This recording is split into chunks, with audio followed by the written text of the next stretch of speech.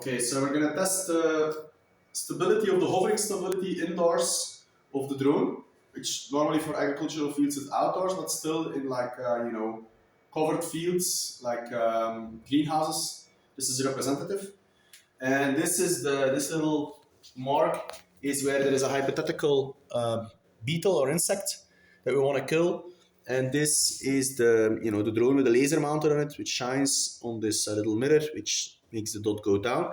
And so the goal of this test is to put the dot ideally on or as close as possible to this to the beetle, to this insect.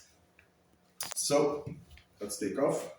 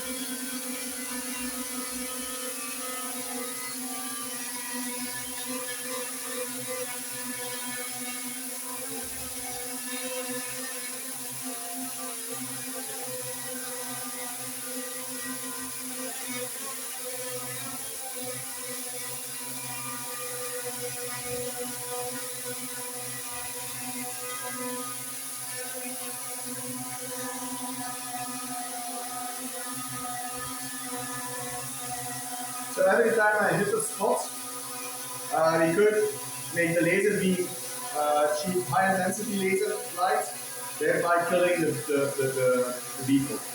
So of course, so every time I pass it on very near it, you could actually inflict damage to potential theoretical insect.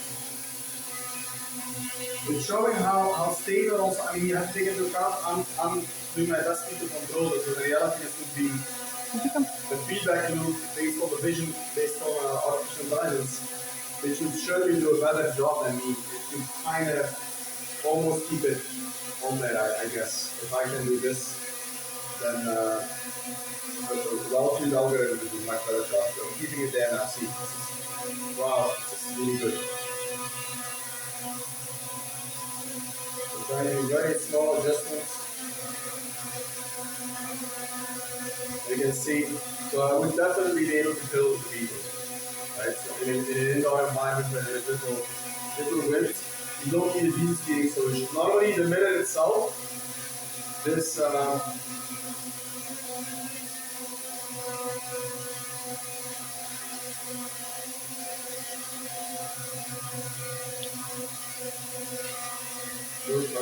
normally this mirror would be a moving mirror. So this would do the small corrections that are needed, but you can see that it's moving, it's close to the target, and the speed at which it diverges from the target is actually very small.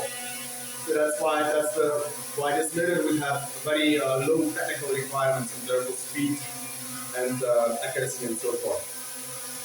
So okay, this concludes this test. We're going to take it down and do another one.